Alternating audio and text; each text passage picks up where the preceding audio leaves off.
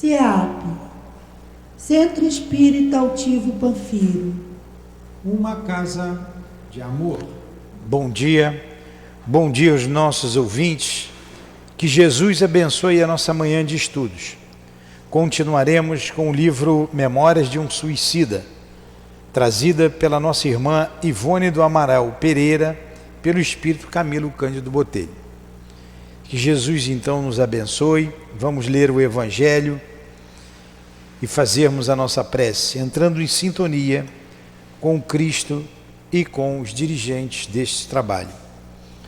Bem-aventurados os que têm puro coração. É o capítulo 8 do Evangelho segundo o Espiritismo. Item 1. Deixai vir a mim os pequeninos. Bem-aventurados que têm o coração puro, porque eles verão a Deus. Mateus, versículo 8. Então, número 2. Apresentaram-lhe algumas crianças para que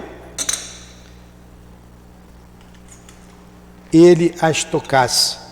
E como seus discípulos repelissem com palavras rudes aqueles que as apresentavam, Jesus ficou muito desgostoso e lhes disse: Deixai vir a mim os pequeninos, não os embaraceis, porque o reino dos céus é para aqueles que se assemelham a eles. Em verdade vos digo, todo aquele que não receber o reino de Deus como uma criança, não entrará nele. E, abraçando-as e impô-lhes as mãos, as abençoava. Marcos 13-16. Jesus, aqui estamos com um coração puro para mais uma manhã de estudos em nossa casa de amor. Envolvidos no Teu Evangelho, Senhor, estudaremos a vida, a valorização da vida e o quanto o suicídio machuca a nossa alma, machuca os nossos espíritos imortais, o quanto nos faz estacionar por tempo indeterminado. Auxilia-nos, inspirando-nos e permitindo que a nossa irmã Ivone nos ajude na compreensão do que iremos estudar. Pedimos a ela a inspiração, ao Camilo, a Leon Denis, que escreveram esta obra, bem como a Allan Kardec, o nosso mestre. Permita, Jesus, que o altivo, diretor da nossa casa, com a coluna de espíritos que sustenta o nosso SEAP, também estejam junto a nós. Em nome desses guias amorosos, em nome do amor, em nome do nosso amor, minha querida, em Teu nome, Senhor, mas acima de tudo, em nome de Deus, nosso Pai, é que damos por iniciados os estudos da manhã de hoje, em torno da obra Memórias de um Suicida. Que assim seja, graças a Deus.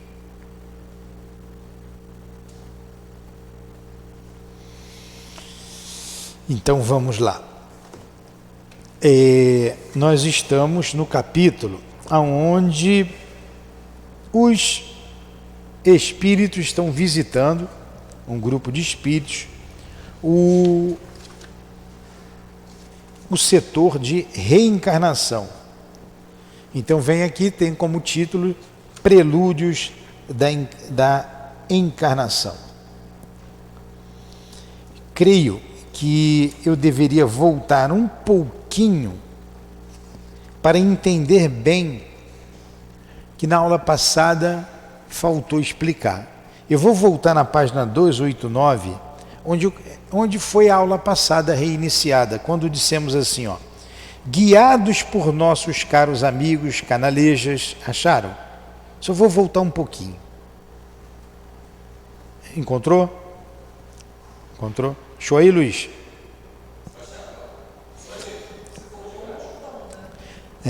Voltei um pouquinho, uma página só.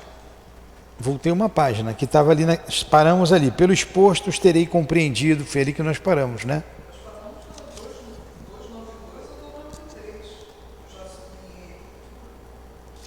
Vamos voltar um pouquinho, que tem coisas interessantes que a gente pulou. Vamos aqui, ó. Guiados por nossos caros amigos canalejas, penetramos o belo edifício onde se estabelecia o governo central do departamento. A bondade e gentileza do eminente governador iniciado, irmão Demétrio, houveram por bem conceder-nos até mesmo um instrutor local, capacitado para prestar esclarecimentos possíveis à nossa assimilação de iniciantes na vida espiritual.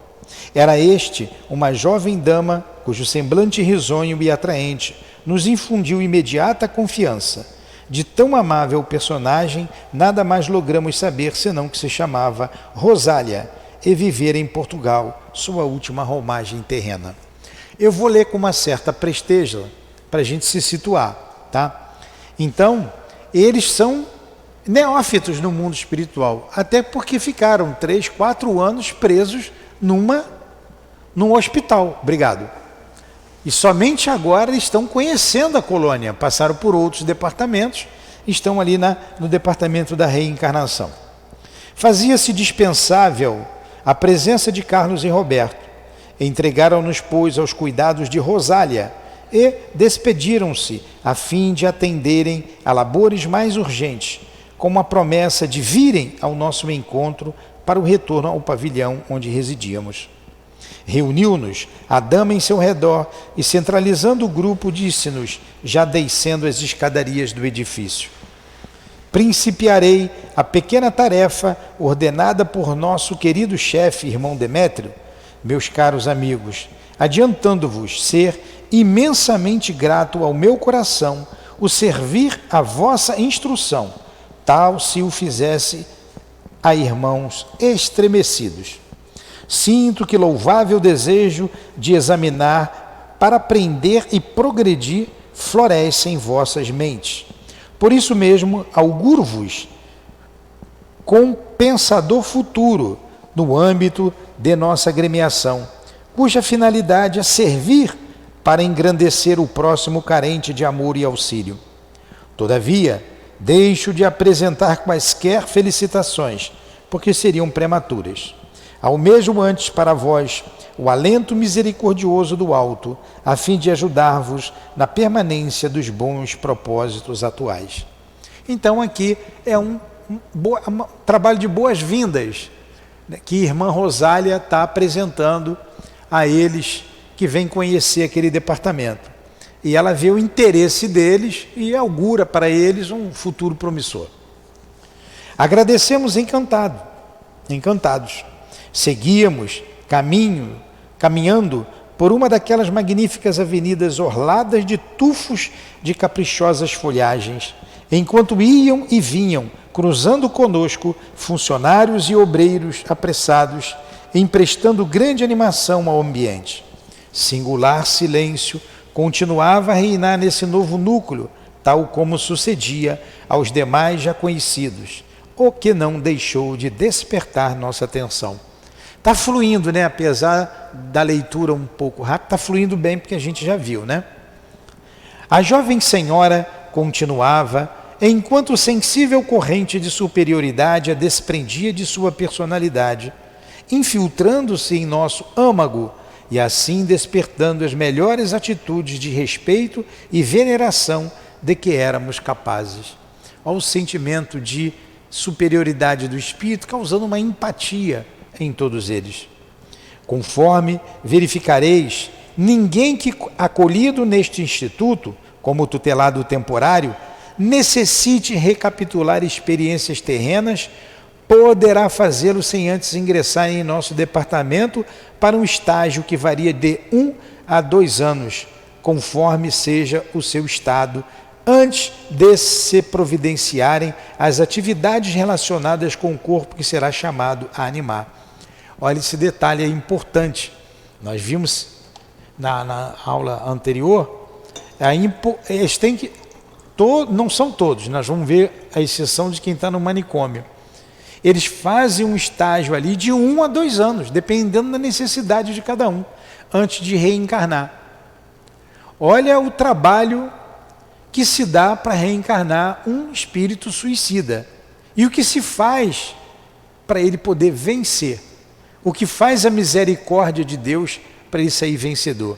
um estágio de 1 a 2 anos. Ele se prepara para retornar.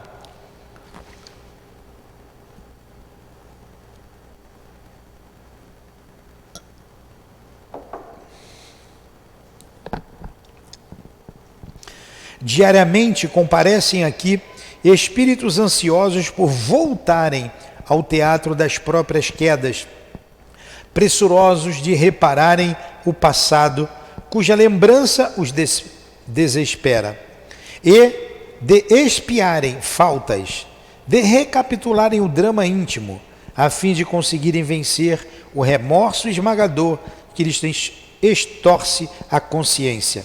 Fantasmas sangrentos de si mesmos, atado ao infamante resultado do suicídio. Então, essa decepção é comum a todo suicida. É comum. Não morre. Não resolveu o problema a morte, acumularam seus problemas e eles estão com remorso. Dependendo do caso, esse remorso é quase que, ou é enlouquecedor. Obtendo o beneplácito do templo para a reencarnação que traz em mira, o qual por sua vez já o recebeu de mais alto, onde paira a direção soberana da legião, o pretendente, apresentando-se à chefia deste departamento, será encaminhado primeiramente à seção do recolhimento, onde nós vimos lá, são 6 departamentos dessa instituição. O recolhimento é o primeiro deles. Sob os cuidados, recolhimento, onde se farão seus registros relativos à terra e em cujo internato será admitido sob os cuidados paternais de guias que assistirão fielmente a partir daquela data, acompanhando-o incondicionalmente e sem esmorecimentos durante a sua vida via cruces expiatórias nos proscênios terrenos. Então, no recolhimento, faz uma análise profunda daquele espírito. Ali se recapitula tudo. E nós vamos ver mais na frente, vendo suas tendências, onde ele pode vir a falir, onde ele tem possibilidades de vencer, seus pontos mais fracos, seus pontos mais fortes, da alma humana, daquele espírito imortal. E ele acompanhado até a vida na terra e até ele sair da vida terrena. Né? Isso é interessante, acompanham incondicionalmente e sem esmorecimento durante a via crucis expiatória nos proscênios terrenos. Resolvido o primeiro problema, acudirão os técnicos da seção de análises. Então dali ele vai para a análise, os quais deverão estudar naqueles internos. Aí é que entra as tendências características, fazendo-lhes pormenorizadamente a psicologia, sua alma, seu ser, os refolhos mais remotos da sua consciência serão perscrutados por esses criteriosos operários do Senhor, os quais, invariavelmente, por serem iniciados superiores da falange brilhante, se encontram à altura da delicada incumbência. Para isso, servindo-se das faculdades magnéticas superiores que possuem, obrigam o paciente a desdobrar as páginas do livro imenso da alma, nele recapitulando o pretérito e assim revelando tal como realmente é. Pois ficais sabendo, caso o ignoreis ainda, que todas as criaturas trazem a história de si mesmas impressa em caracteres indeléveis nos labirintos do ser, sendo capazes de, em determinadas circunstâncias, revivê-la em minúcias e dá-las a outrem para igualmente examinar, quer se encontrem presas aos laços carnais, quer estejam deles libertadas. Olha aí. Então, há uma análise desse espírito imortal, indo a outras experiências na carne, 1, 2, 3, 4, 5, 6, quantas forem necessárias, para que ali haja uma análise minuciosa, detalhada, para programar a próxima reencarnação. Tudo para que o espírito não venha a ser reincidente, não venha a falir. Quanto amor, quanta misericórdia. E não é qualquer espírito que faz isso, hein? Espírito abnegado, elevado, espírito de alta hierarquia, que se compadece desses trânsfugas da lei. Alguma pergunta? Quando nós aqui fazemos isso com esses espíritos, quando ele é reincidente, ele lembra facilmente. Ele chega muito sofrido, porque ele sabe que faliu da mesma forma no passado. Existe exceção, no entanto, aí entre os asilados do manicômio. Estes, infelizmente, reencarnarão como se encontram.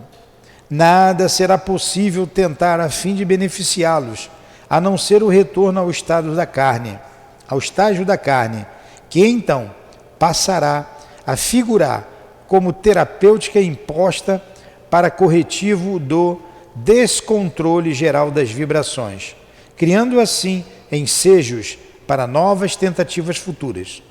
Essa terapêutica, balsamizada pela prece que diariamente lhes será ministrada em correntes simpáticas, dulçurosas e benéficas, partidas daqui em seu favor, é tudo quanto no momento lograrão aqueles infelizes obter, não obstante o grande desejo que temos de vê-los serenos e ditosos. Também a gente viu bem semana passada isso, né? Aqueles que suicidaram pelas drogas, ela fala dos retalhados. Hoje a gente tem os que se explodem. Na época da Dona Ivone, acho que ela não tinha ainda isso, a pessoa botar um monte de dinamite no corpo e explodir, além de ser suicida ou homicida. É como não fica a mente de um espírito desse, hein? Ele está dizendo que aqueles que estão no estado mais grave, eles vão simplesmente mergulhar. Vão mergulhar na carne. Vão ter um corpo doente, vão ter um corpo disforme, porque a mente dele não consegue formar um corpo perfeito.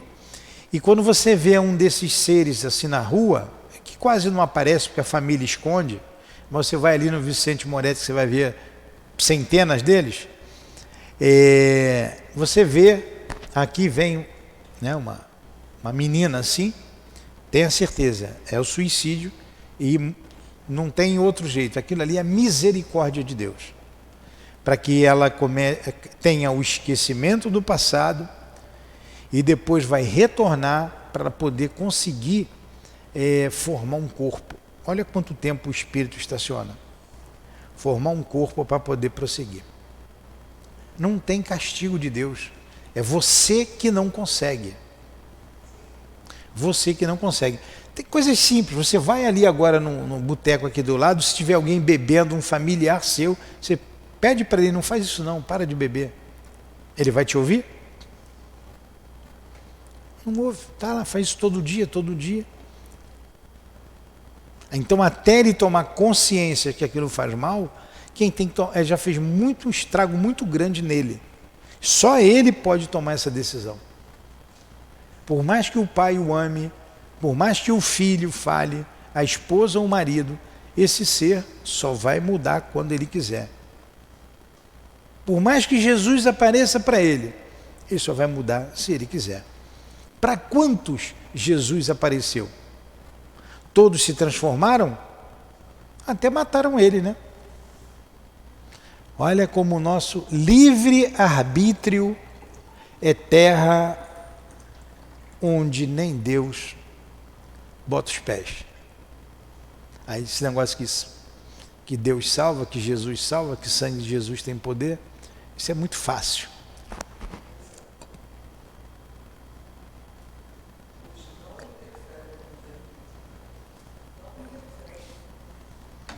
Não interfere. Não interfere. Livre-arbítrio é respeitado. Pelo exposto, tereis compreendido que estas análises justamente serão indispensáveis por fornecerem o cabedal para o programa da existência a seguir. Os méritos e os deméritos daquele que vai reencarnar, as quedas pretéritas mais graves e que por isso mesmo mais urgência exigirão na reparação. As concessões balsamizadoras que se lhe possam fazer a urdidura a fim da existência projetada será estabelecida por meio da investigação descrita. Olha quanta coisa feita. Preciso será esclarecer, todavia, que tão importante elaboração destaca-se em duas partes distintas, ocasionando sensível diferença na forma de operar. Será dificultosa, exigindo até várias experiências torturantes, mesmo até para o próprio operador, quando o condenado a galé da carne provém da zona inferior da colônia, isto é, dos departamentos hospitalares, assim como das prisões da torre, ao passo que será simples revisão para efeito de técnica, constatação indispensável aos relatórios quando o pretendente haja sido interno do instituto propriamente dito, ou seja, da região regeneradora onde se efetivam os estágios para a reeducação, o colégio da iniciação, etc., para os quais não tardareis a serem encaminhados. De qualquer forma, esse trabalho será grandemente facilitado pelos informes derivados do templo e pelo concurso dos guias missionários indicados pelo astral superior, sem a presença dos quais absolutamente nada será tentado para a finalidade da reencarnação. Então, sem os espíritos encaminhados pelo astral superior, nada poderá ser feito para a reencarnação daquele trânsfuga. Olha quanto trabalho esse espírito dá e quanto trabalho nós já demos. Provavelmente muitos de nós aqui fomos suicidas ou estamos nessa encarnação espiando um suicídio do passado. Né? Quantos de nós? Perguntas?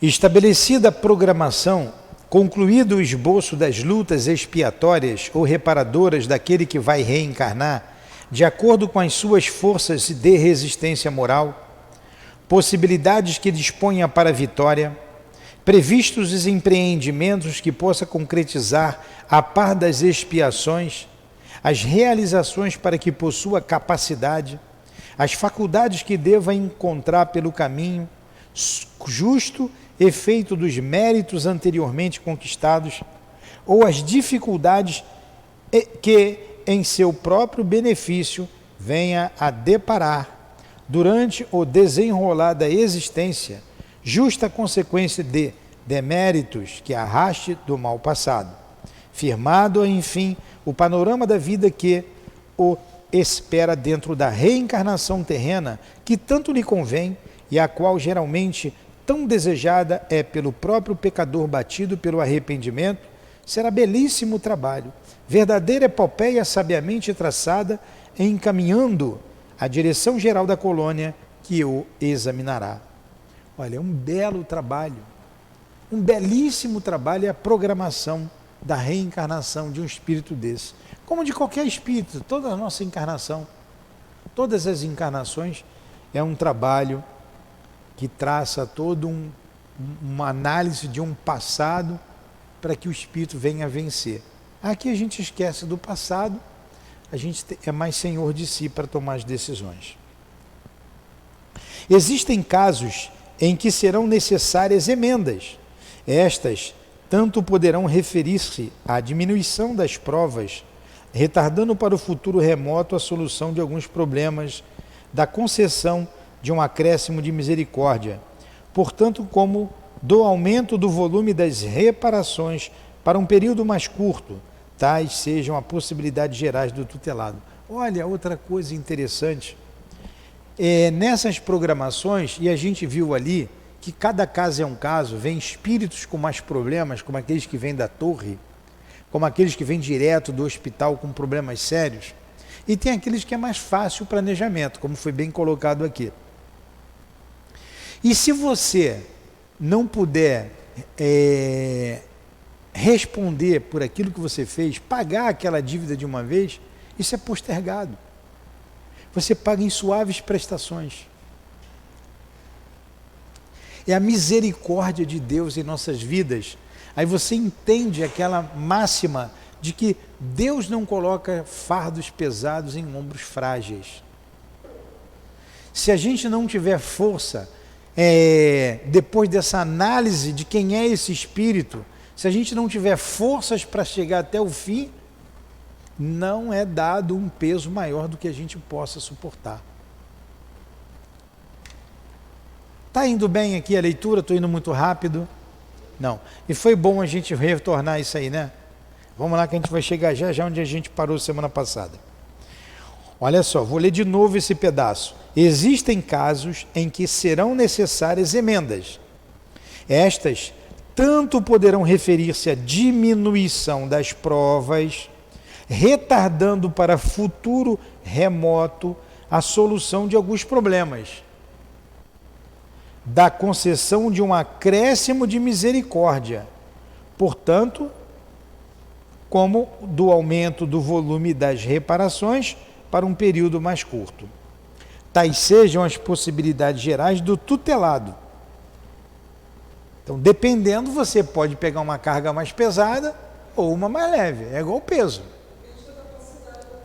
Depende da capacidade de cada um.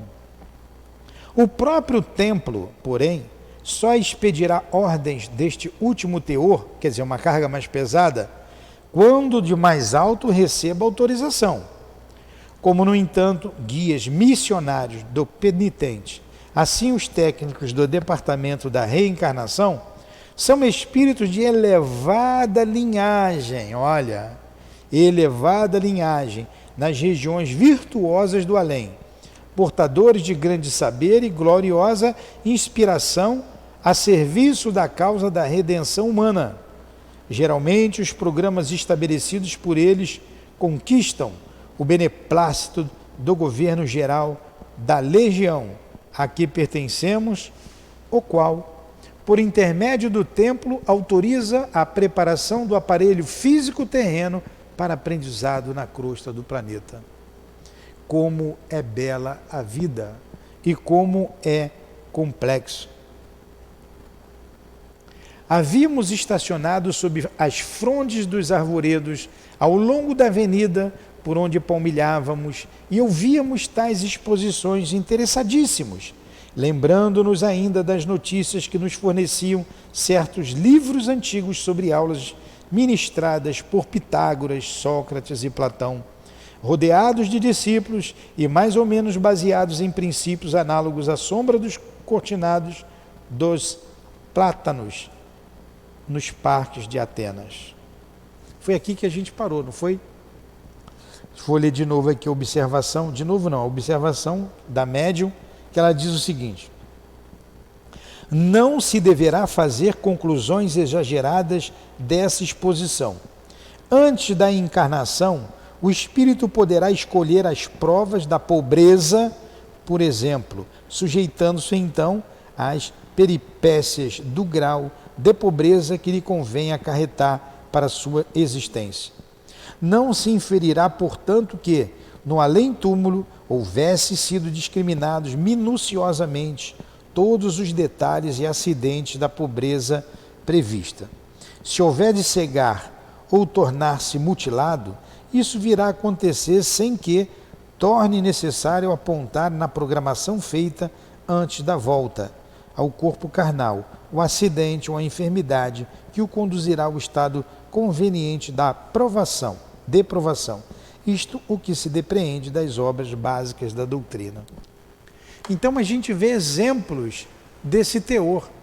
Semana passada eu lembro que eu coloquei aqui um amigo nosso, trabalhador, que foi apanhar um determinado objeto num quarto escuro Isso no trabalho na casa espírita, tinha um vergalhão que o cegou. Olha aí a prova, no decurso da vida. Ele já com seus 50 e poucos, 60 anos de idade. Então, aquilo ali veio como prova, uma expiação. Uma expiação. Então, pode ocorrer fatos mais adiante, né, que já estava programado ali, sem que as minudências da vida estejam todas previstas.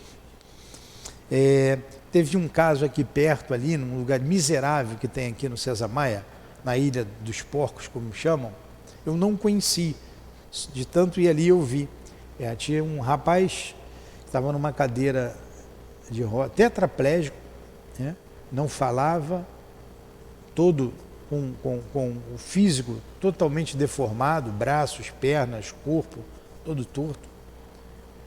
Miserável, numa vida miserável, de cor negra, e um lugar, vocês conhecem, quem está ouvindo não conhece, um lugar que não tem descrição, só indo ver.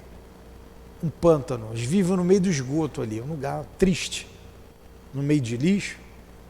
Aí você vê, o que fez esse espírito para estar naquelas condições? Podem ter certeza que a misericórdia de Deus está presente. E que o amparo é enorme, de espíritos sublimados junto a ele, naquela situação ali. Não tinha uma outra opção para ele, senão aquela. A gente escuta a história de espíritos como Mussolini, como Hitler. Dizem que Hitler se suicidou.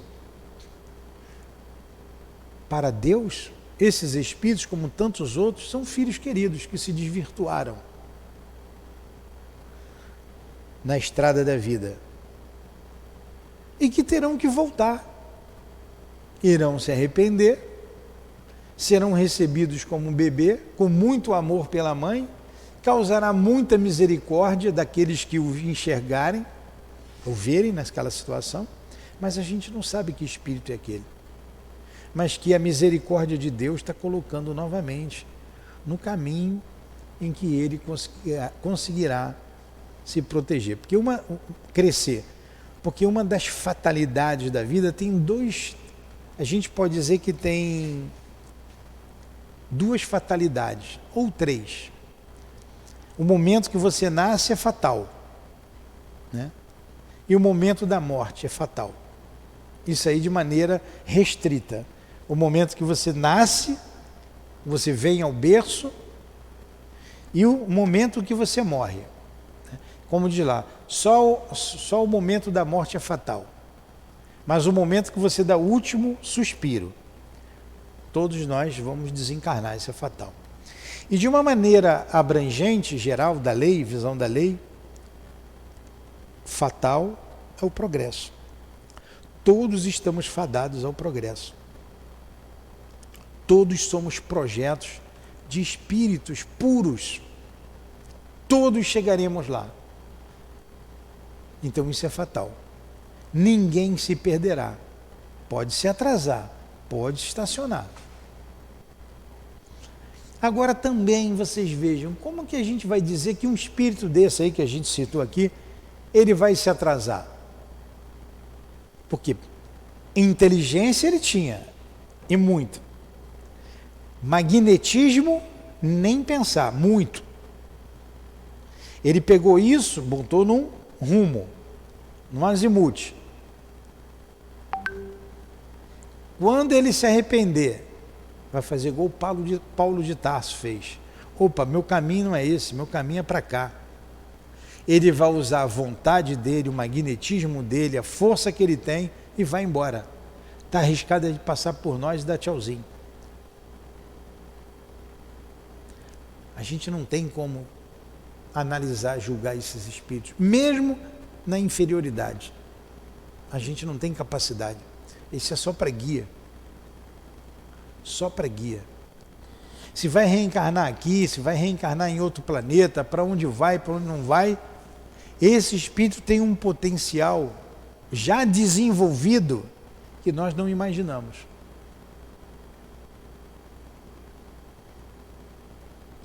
Por isso, a recomendação de Jesus: não julgueis, para não ser julgados. A gente não sabe. Vamos lá. Como o Luiz atrasou a gente, vamos continuar aqui. Pensativo interveio Belarmindo, que sorvia as palavras de Rosália com manifesto de fervor. Depreender-se-á de vossas asserções, minha senhora, minha irmã, que os dramas da vida humana, as desgraças, as tragédias que diariamente sacodem o globo, fazendo a humanidade como joguete de forças cegas e superiores, são dirigidas por uma fatalidade irreprimível? Olha só, a gente já vem concluindo isso, né? Sorrindo, com encantadora singeleza, a lúcida serva de Maria retrucava, enquanto acenava, convidando-nos a subir a escadaria de nobre edifício, rodeado de colunas e velado por aprazíveis rendilhados de arbustos floridos e arvoredos frondosos, em cujos pórticos se lia esta simples inscrição: recolhimento. E ela responde: não, meu amigo. O censo indica que não poderá a humanidade ser regida pela cegueira de uma fatalidade abominável. É o que nós estamos vendo aqui nesse pedaço todo que nós lemos. Viu a importância da gente relembrar? Deverias antes ter compreendido que aquilo a que chamais fatalidade não é senão o efeito de uma causa que o próprio homem criou no enredo das ações praticadas na terra, quando nela viveu divorciado do bem, da moral e do dever, ou no além como espírito desnorteado da lei, embrutecido nas trevas de que se rodeou, pois é ele mesmo que pelos atos bons ou maus que pratica, que determina a natureza consoladora ou punitiva do próprio futuro. Ah, então não tem fatalidade. Nos designa, fatal, como nós dissemos, é o progresso. Fatal é o momento que você vem, no momento restrito de visão, o momento que você chega à Terra e o momento que você vai sair. De uma maneira geral, o progresso, como dissemos. Mas o que acontece não é resultado das forças cegas, de fatalidade. Foram escolhas que você fez. É o seu livre-arbítrio funcionando. Você usou o seu livre-arbítrio para se suicidar. Você usou o seu livre-arbítrio para matar, para roubar, para fazer o mal, ou para fazer o bem, para ajudar, para apoiar. E tudo isso tem consequências. O que você planta, colhe, é o que a irmã Rosália está dizendo para ele. Ele perguntou ali, vamos lá na pergunta dele ali em cima, no parágrafo anterior. Depreender-se-á de vossas asserções, minha senhora, aquilo tudo que a gente leu ali atrás. Minha irmã, que os dramas da vida, as desgraças, as tragédias que diariamente sacode o globo, fazendo parte da humanidade, como um joguete de forças cegas e superiores, são dirigidas por uma fatalidade irreprimível? E ela está respondendo, não. Tudo isso é consequência dos atos que os seres optam por fazer. Não tem uma fatalidade cega, uma fatalidade irreprimível. Não tem. A fatalidade é o progresso. Você estacionar, desculpe repetir, é opção tua. Você ser preguiçoso, opção tua. Você não querer trabalhar, você não querer seguir um caminho, opção sua.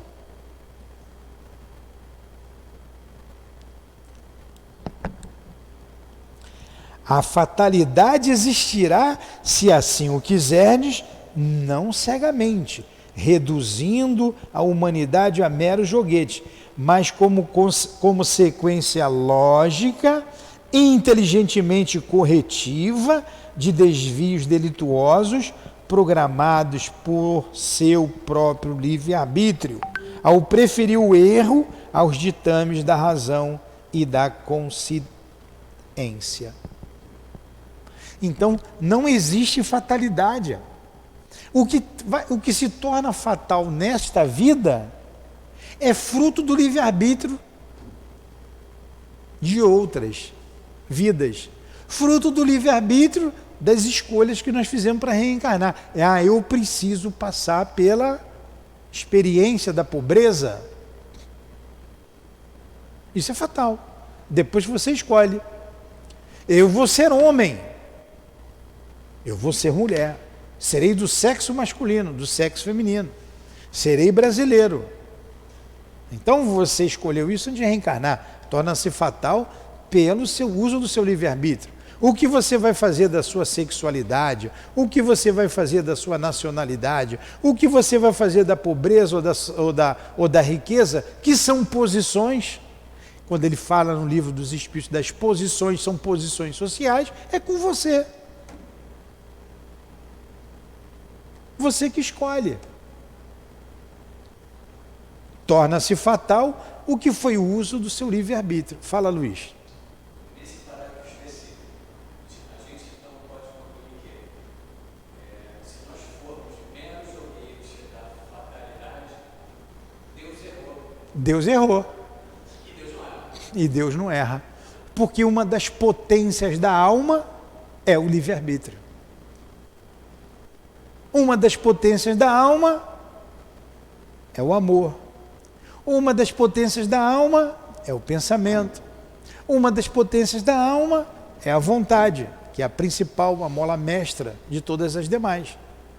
Então você vai usar a tua vontade para desenvolver as outras potencialidades que você tem. Deus não erra. Deus é perfeito. Nós somos perfectíveis.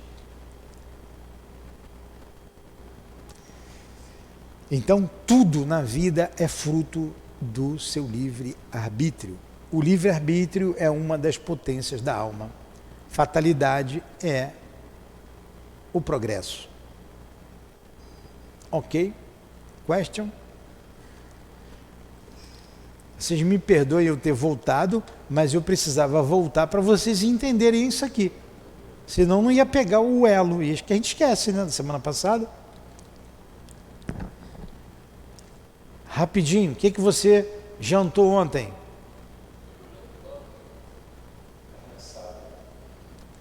Anteontem?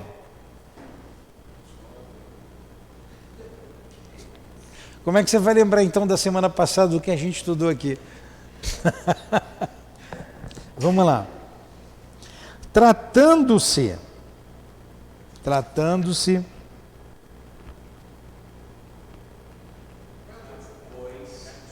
aqui. Tratando-se, pois, de um corretivo, esse estado de coisas desaparecerá no momento em que corrigir a causa que lhe forneceu origem, ou seja, o traço inferior da maldade em que se estribaram os atos praticados. Assim também, nos programas que se elaboram aqui, visando ao futuro do delinquente, não se incluirão os pormenores, as atividades diárias que será chamado a desenvolver nas operosidades da vida terrena. Quer dizer, os pormenores, o dia a dia, isso aí é contigo. Você programa os grandes fatos, os grandes fatores. Assim como não se cogitarão das particularidades que lhes sejam necessárias a fim de atingir o inevitável. Apenas os pontos capitais serão por nós anotados. Posição social, lugar em que vai nascer, como nós dissemos. Ou no decurso da vida, como ele colocou lá atrás, a cegueira vai te atingir quando você tiver os 60 anos de idade. Será vítima de um acidente. Isso pode ser fatal, isso aí pode estar programado. É fatal, mas é fruto do seu livre-arbítrio, você aceitou, tudo bem, eu quero passar por isso, eu preciso passar por isso. Apenas os pontos capitais serão por nós anotados, os que constituam reparação trechos decisivos, sequências que marcarão justamente a lógica dos antecedentes acontecimentos, isto é, a da causa. O que causou dos antecedentes acontecimentos, pelo uso do meu livre-arbítrio, vai fazer com que nessa existência aquilo seja pontuado, eu passe por aquilo. A própria expiação encontra-se de tal forma arraigada na consciência do pecador, olha só, vou ver devagar, porque vale para todo mundo, não é só para suicida. E eu duvido muito se nós aqui todos já não fomos suicidas, por estarmos aqui todo domingo, né, ligadíssimo na obra, alguma razão tem, alguma coisa tem. Como é que é? Onde é que a gente está? A própria expiação encontra-se de tal forma arraigada na consciência do pecador, como efeito dos remorsos, das necessidades de progresso de um passado criminoso, que ele mesmo, sob o impulso de sua vontade livre, dar-lhe-ia cumprimento, ainda que não fosse delineada sob o critério dos nossos relatos. Olha que coisa interessante. Eu não sei, eu estou lendo aqui, toda vez que eu estou lendo, que eu estou passando algum conhecimento que está no livro, eu estou tirando para mim. E muita coisa da minha vida eu estou analisando o que aconteceu comigo. E está escrito nessas entrelinhas aqui. E que vocês devem fazer o mesmo, analisar a vida de vocês, para que isso aqui não seja uma teoria, que amanhã você não vai lembrar como ele não lembra do que jantou no dia anterior. Então você precisa ver, então é isso que acontece comigo, foi por isso que eu passei por aquilo, então é por isso que eu estou passando agora por essa situação. Convém, porém, que assim o façamos, porque entregue a si mesmo resvalaria para excessos prejudiciais, criando possibilidades desastrosas. Outro sim, as capacidades, vocês estão cansados? Pode ir mais um pouquinho? Outro sim, as capacidades que tenha para realizações meritórias serão também anotadas, e estas poderão até mesmo ser discriminadas e indicadas, pois nenhum espírito encarnado ou não, só porque se encontre jungido ao ergástolo das provações, será inibido de auxiliar o progresso próprio com dedicação às causas nobres, devotando-se aos empreendimentos generosos para o bem do próximo. Não é porque eu sou um trânsfuga da lei que eu não posso nessa vida progredir e fazer progredir. Então eu me suicidei lá no passado por um motivo qualquer. Estamos passando pela prova, pela expiação. Mas estamos na casa espírita, estudando, trabalhando, divulgando a doutrina, dando oportunidades a outros de trabalhar, de servir, de aprender. Então, ao mesmo tempo que você está expiando um passado, você está facilitando o progresso de outros e o seu próprio progresso. Porque fatal é só o progresso. Aí vai de cada um, da escolha de cada um, do livre-arbítrio de cada um. Você passar pela dor com tranquilidade, progredir e fazer progredir.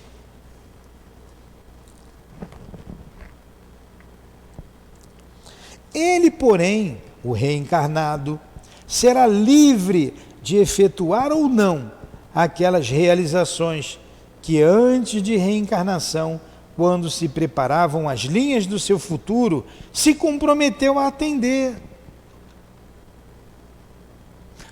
Aí você está lá naquele processo de 1 a 2 anos ali de preparação, você está bem, vamos pegar esse grupo que está bem, está se preparando ali, vendo tudo, poxa, olha, realmente eu estou consciente da besteira que eu fiz, Pô, mas eu tenho um potencial, eu estou vendo, eu posso, além de responder por isso, eu posso também caminhar e fazer os outros caminharem.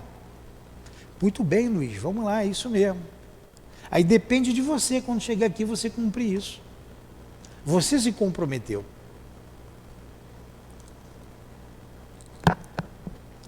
Eu vou até sublinhar isso aqui, porque eu achei muito importante. Será livre, sim, mas no caso de desviar do compromisso assumido, grandes pesares o angustiarão mais tarde ao sentir que, além de ter faltado com a palavra empenhada com seus guias, deixou de se aureolar com méritos que muito poderiam ter abreviado as caminhadas ríspidas das recapitulações a fazer. Como vê, meu amigo, não se trata de fatalidade, senão encadeamento harmonioso de causas e efeitos. Gente, você me desculpe aqui o exemplo pessoal. Eu sei que eu estou numa expiação. E eu sei que eu me suicidei, isso eu tenho consciência. Então estou passando pela dor que eu precisava passar. E que, por isso que eu estou dizendo para vocês, vocês têm que se analisar o tempo todo. E que não me foi dado pagar de vez lá atrás, porque isso não foi agora. A misericórdia de Deus fez com que eu voltasse, algumas coisas eu respondi, estou caminhando. Agora chegou a hora. Vamos responder por aquilo ali, a marca está ali, vamos embora? Vamos embora, está na hora. Mas, pô, olha só, você já teve aí um tempo para raciocinar, para se fortalecer, vencer. E vamos então trabalhar no progresso seu e no progresso coletivo. Aí da dor você vai fazer com que aquilo se transforme em progresso para você. Vide a casa espírita. Aí você não cumpre com isso, é o que ele colocou. Você vai passar vergonha quando chegar do outro lado, que você vai lembrar. O guia não vai te acusar de nada, mas você, putz, caraca, como diz hoje, né? Caraca. Pois é. E eu deixei de fazer tanto. Seu livre-arbítrio. Tudo bem, não tem problema não, vai voltar. Mas não vai dar para você ficar com a lurdinha agora não, espera um pouquinho. Mais uns 100 anos, 200, vai depender de você de novo. É assim para cada um de nós. É assim. É a lei. É a lei.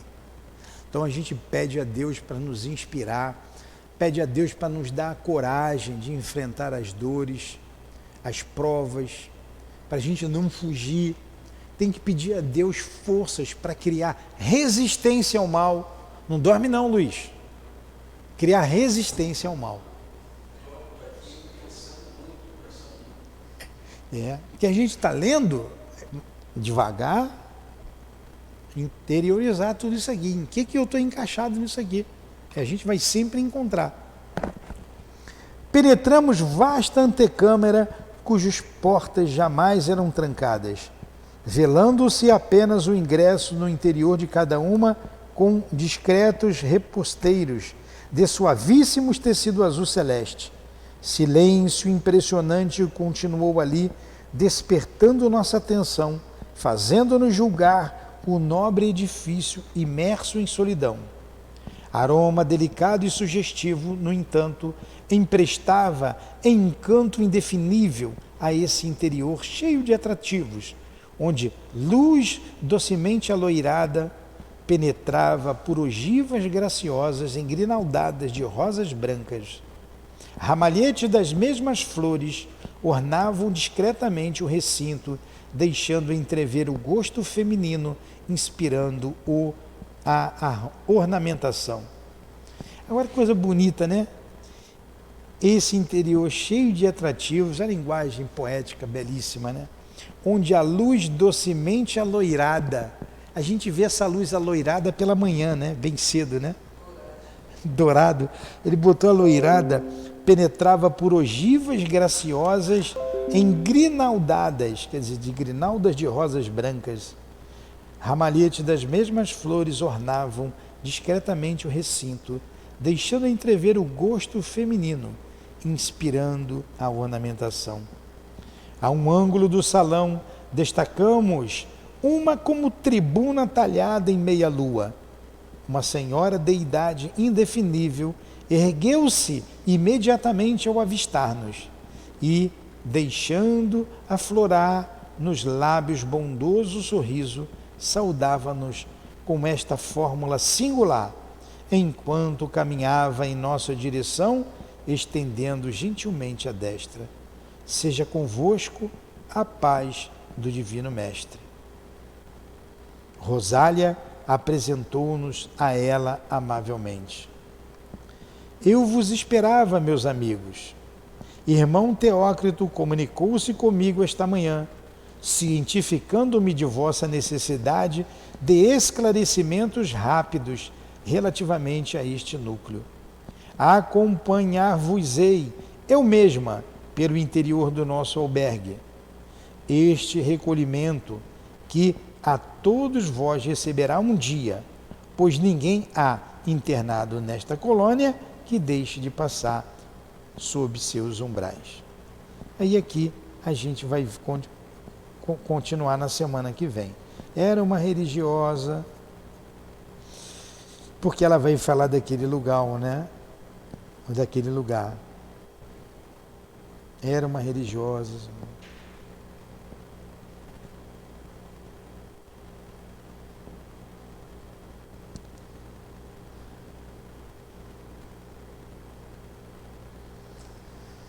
Alguma pergunta?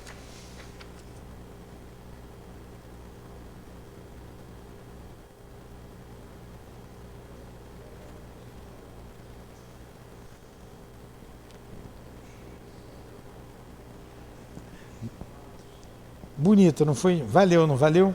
Vamos fazer a nossa prece. Semana que vem a gente vai saber desse lugar onde todos os suicidas passam. Acabamos na hora certinha, 10 horas em ponto. Falta 1 minuto para as 10, 20 segundos para as 10. A gente vai fazer a prece. Agradecemos aos espíritos guias aqui presentes. Agradecemos a nossa irmã Ivone, ao Camilo, a Leon Denis. Agradecemos a Allan Kardec, ao altivo e aos guias que dirigem a nossa casa de amor. Muito obrigado por esta manhã de esclarecimentos, manhã de meditação em torno das páginas lidas. Obrigado pela inspiração, pelo amor que se derramou sobre todos nós e continua se derramando durante esta prece. E que este bálsamo de consolações chegue a todos os irmãos que nos ouvem à distância, a todos que estão aqui, encarnados e desencarnados, e principalmente, Senhor, aos irmãos suicidas, que eles sintam a Tua presença, que eles sintam o perfume dessas flores que foram aqui citadas, o perfume das rosas, suave perfume que balsamiza os seus olfatos, os seus corações, trazendo lembranças de ternura, de amor, de paz e esperança para todos. Ajude-os, Senhor. Ajude a todos nós que estamos a caminho da perfeição, a caminho da nossa redenção. Ajuda-nos, dai-nos forças para vencermos a nós mesmos. Obrigado por esta casa de amor que tanto bem tem feito a todos nós. Em nome desses benfeitores que citamos o nome, benditos sejam os seus nomes, benditos sejam os seus trabalhos. Em nome desta casa de amor, da direção desta casa, do irmão altivo, Em nome do amor, do nosso amor, minha querida, do amor da Dona Ivone, do amor de Jesus Cristo, do amor de Deus, nosso Pai, acima de tudo, é que encerramos os estudos e meditações da manhã de hoje em torno do livro Memórias de um Suicida. Que assim seja.